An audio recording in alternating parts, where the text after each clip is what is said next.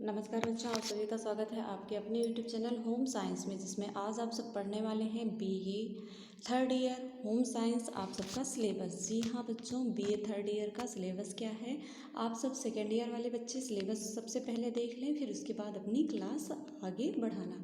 तो बच्चों, जिन बच्चों को नहीं पता है सिलेबस, सबसे मोस्ट होता है सिलेबस, उसी के अनुसार आपको तैयारी करना है, इसलिए सिलेबस सबसे अनिवार्य है। इसलिए सिलेबस का पूरा वीडियो आप सब अवश्य देखें। तो बच्चों, जिनको इसका पीडीएफ, सिलेबस का पीडीएफ चाहिए, वो टेलीग्राम चैनल पर जुड़ जाएं, जिसका लिंक मैंने डिस्क्रिप्शन में दे रखा है। वहाँ से आप पीडीएफ प्राप्त कर सकते हैं। ठीक, लिखना पड़ेगा आपको कि मैं बीए फाइनल ईयर का पीडीएफ चाहिए। ठीक, उसके बाद पेपर आप सब आगे बढ़ते हैं। सिलेबस में क्या है बच्चों, पेपर फर्स्ट है और पेपर सेकंड है, दो पेपर होंगे और उसके अंतर्गत यूनिट हैं। उसी यूनिट के अनुसार आपको तैयारी करना है। जैसे पेपर फर्स्ट है, आपका पेपर फर्स्ट है introduction to textile and clothing. जो टेक्सटाइल है और क्लॉथिंग है, उसके परिचय के बारे में आपको इसमें जानना है। ठीक, और ये बीए फाइनल ईयर का है होम साइंस का सिलेबस। तो आप सब सिलेबस के अनुसार ही पढ़ाई करें, और आप सबके पेपर में सिलेबस के अनुसार ही पेपर में प्रश्न भी पूछा जाता है। तो जैसा मैंने बताया, वो introduction to textile and clothing, जी हाँ, वस्त्र एवं परिधान का परिचय देना है। इसमें टेक्सटाइल में 5 यूनिट मिलेंगे। 5 यूनिट में सबसे पहला होगा आपका फर्स्ट यूनिट। इसमें टेक्सटाइल का इंट्रोडक्शन देना होगा और क्लासिफिकेशन ऑफ टेक्सटाइल फैब्रिक। उसके बाद मैन्युफैक्चरिंग, उसका किस प्रकार से मैन्युफैक्चरिंग होता है, किस प्रकार से टेक्सटाइल में कॉटन, लेयान और वूल है, सिल्क है, रेयान है, इन सब के बारे में भी जानना है। उसके बाद आइडेंटिफिकेशन ऑफ टेक्सटाइल फाइबर, इसके बारे में जानना है। उसके बाद सेकेंड यूनिट में आपको पढ़ना होगा बच्चों, सेकेंड यूनिट होगा आपका स्टडी ऑफ लर्न, यानी कि सॉरी बच्चों, ये स्टडी ऑफ यर्न, धागों के बारे में स्टडी करना होगा। धागे कितने प्रकार के होते हैं, जैसे यर्न कंस्ट्रक्शन क्या है, डिफरेंट टाइप्स ऑफ यर्न, जो धागे होते हैं उनके प्रकार कितने होते हैं, ये सब पढ़ना है। ठीक, सेकेंड यूनिट में। उसके बाद थर्ड यूनिट है आपका वीविंग, अर्थात बुनाई। बुनाई से है, बुनाई के प्रोसेस क्या होते हैं, किस प्रकार से बुनाई की जाती है, और different type of basic and decorative weaving, अर्थात जो डेकोरेटिव वेविंग होता है, जैसे शादी बुनाई हुई, फैंसी बुनाई हुई, और कई प्रकार की बुनाई होती है ना, उन सभी बुनाइयों के बारे में भी आप उसको पढ़ना है।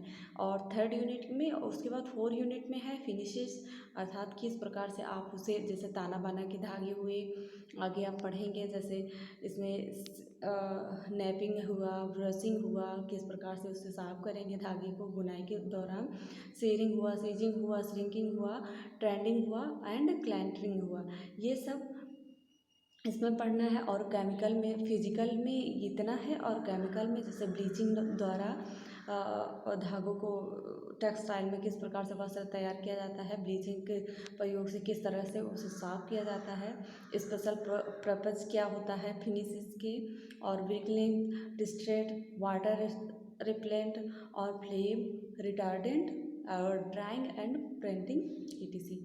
प्रिंटिंग भी करना है, इसमें प्रिंटिंग के बारे में जानना है, डाइंग के बारे में जानना है। ठीक, टेक्सटाइल में। उसके बाद क्लॉथिंग आता है। क्लॉथिंग में जैसा कि इंट्रोडक्शन, इसमें भी आपको जानना चाहिए कि क्लॉथिंग का इंट्रोडक्शन क्या है। और इसके बाद इसमें क्लॉथिंग में आपको फर्स्ट यूनिट पढ़ना होगा, 3 यूनिट है, उसमें इक्विपमेंट है। इक्विपमेंट में आपको जैसे कि जो क्लॉथ है उसके कंस्ट्रक्शन के बारे में पढ़ना है, और स्पेशल रेफरेंस है, स्विंग है, मशीन है, जैसे किस प्रकार से वस्त्र की सिलाई की जाती है।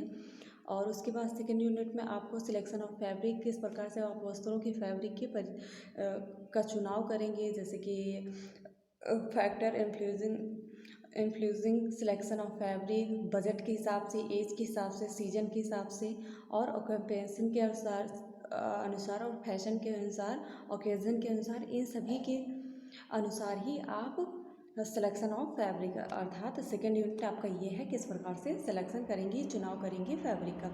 उसके बाद नेक्स्ट है थर्ड यूनिट है। इसमें आपको प्रिंसिपल ऑफ क्लॉथिंग कंस्ट्रक्शन है। इसमें प्रिंसिपल ऑफ क्लॉथिंग जो इसका क्लॉथिंग का मेन सिद्धांत क्या है, general principle of clothing construction और डिफरेंट ड्राफ्टिंग के द्वारा drafting and making paper pattern. आप यदि एमए करेंगे बच्चों होम साइंस से तो उसमें भी आपको ये सब पढ़ना है फाइनल ईयर में, ठीक, एमए फाइनल ईयर में है ये सिलेबस। और इसके बाद ये नेट जेआरएफ की अगर तैयारी टीजीटी पीजीटी की करेंगी आप, इसके बाद कोई भी तैयारी करेंगी तो ये सब मेन टॉपिक होता है आपका प्रिपरेशन। जैसे कि अभी थर्ड यूनिट बता रहे हैं कि principle of clothing and construction, इसमें preparation of fabric and garments, making laying out of patterns, cloth cutting and making, ये सब बहुत ही इंपॉर्टेंट होता है। उसके बाद आपका सेकेंड पेपर आता है, सेकेंड पेपर है आपका एक्सटेंशन एजुकेशन। जी हाँ, एक्सटेंशन एजुकेशन 2 पेपर होंगे आपके फाइनल ईयर में। और एक्सटेंशन एजुकेशन में टोटल 9 यूनिट हैं और सारे यूनिट इम्पॉर्टेंट हैं। जो जो यूनिट इम्पॉर्टेंट हैं हम उसे बहुत विस्तार से जानेंगे, पढ़ाएंगे, आगे क्लास चलेगी, आपकी रोज़ाना क्लास चलेगी। तो जो बच्चे क्लास अटेंड करना चाहते हैं वो रोज़ क्लास अटेंड करें। जल्द ही आपको टाइमिंग भी बताया जाएगा किस समय आपकी क्लास चलेगी, ठीक। अभी आप सब सिलेबस देखें, जुलाई से रेगुलर क्लास चलना स्टार्ट हो जाएगी, ठीक। तो एक्सटेंशन एजुकेशन में आपको जैसे फर्स्ट यूनिट में हुआ कॉन्सेप्ट ऑफ एक्सटेंशन एजुकेशन। इसका एक्सटेंशन एजुकेशन का कॉन्सेप्ट क्या है, मीनिंग ऑफ एक्सटेंशन एजुकेशन, इसका अर्थ होना चाहिए आपको मालूम। Organ and vendor understanding of the meaning of extension, okay. उसके बाद नेक्स्ट यूनिट है, सेकेंड यूनिट में आपको जानना है definition, importance and scope of home science extension education. Extension education का होम साइंस में क्या महत्व है और इसकी परिभाषा भी देना है आपको। और यूनिट थर्ड में है principle of philosophy of extension education, ठीक। 9 यूनिट है। तीसरा यूनिट बताया मैंने, चौथा यूनिट है मेथड ऑफ अप्रोचिंग पीपल, अर्थात पर्सनल अप्रोच, ग्रुप अप्रोच, मास अप्रोच, इसको भी जानना है। उसके बाद 5 यूनिट है कम्युनिकेशन। कम्युनिकेशन में जैसे definition and importance of communication, उसके बाद फंक्शन ऑफ कम्युनिकेशन, उसके बाद 3 है इसी में 5 यूनिट में प्रॉब्लम ऑफ कम्युनिकेशन, क्या समस्या होती है कम्युनिकेशन में।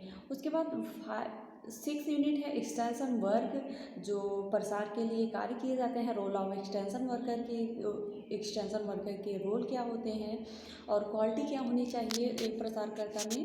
उसके बाद आपका आता है 7 यूनिट, इसमें होगा आपका आइडियल विजुअल एड्स। ये आप सब दृश्य श्रव्य सामग्रियों के बारे में आप सबको पता भी होगा और ये बहुत ही इंपॉर्टेंट होता है, इससे प्रश्न जरूर बनता है। ये हम आपको पढ़ाएंगे आगे चल के जब रोज़ाना क्लास चलेगी। उसके बाद यूनिट 8 है problem regarding extension education in the community. जो समुदाय होता है उसके अनुसार प्रसार जब किया जाता है उसमें क्या क्या समस्याएं आती हैं ये भी पढ़ना है। उसके बाद आपका 9 यूनिट है, लास्ट है एक्सटेंशन ऑफ प्रोग्राम प्लानिंग।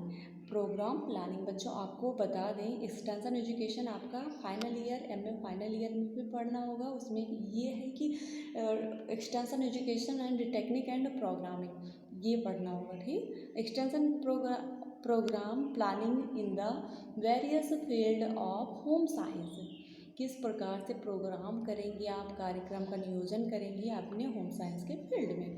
उसके बाद नेक्स्ट आता है आपका प्रैक्टिकल होगा, इसमें आपको 15 नंबर मिलेंगे टोटल।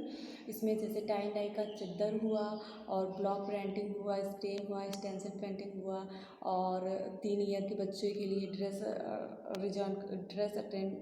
ड्रेस मेकिंग का वर्क कई, और वाइवा भी होता है, सेशनल वर्क होता है। सेशनल वर्क में जैसे टाई डाई का आर्टिकल लेना और on article with block printing का, article with screen stencil printing का and stitch on A line frock. उसके बाद अलॉटमेंट ऑफ मार्क है any two, tie and dye, block printing, stencil printing, paper pattern, base pattern, ये सब पूछा जाता है। तो आई होप आप सब अपना सिलेबस जान चुके होंगे। मिलते हैं नेक्स्ट वीडियो में नेक्स्ट टॉपिक के साथ, तब तक के लिए जय माता रानी। और जिन्होंने अभी तक चैनल को सब्सक्राइब नहीं किया सब्सक्राइब कर लें और आगे ऐसे ही क्लास अटेंड करते रहें।